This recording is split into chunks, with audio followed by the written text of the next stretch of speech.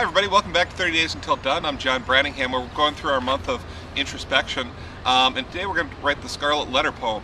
And the Scarlet Letter, if you've read it, if you haven't, you should really read it, is a book about a woman who has sex in the Puritan age, and she is condemned by her community, and she has a child, and she's forced to wear a scarlet A, for adultery, and she refuses to give up on life, and she refuses to stop helping people and being a good person.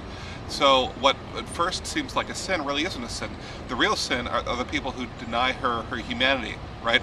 And so although she accepts this as a sin and everyone else accepts it as a sin, it's not something she should feel necessarily guilty for.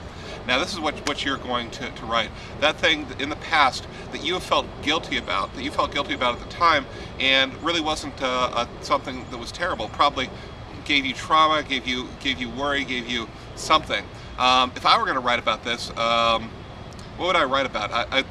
There's a lot of things I just don't have a lot of skills with.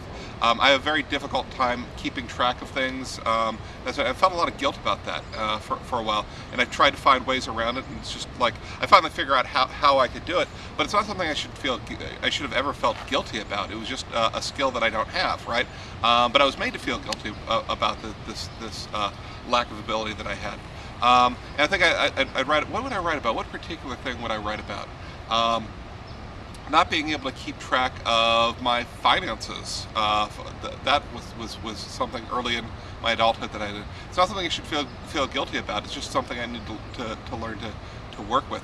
Or losing things. I would lose things constantly, right? And so and just found workarounds, and my wife Ann helped me with that.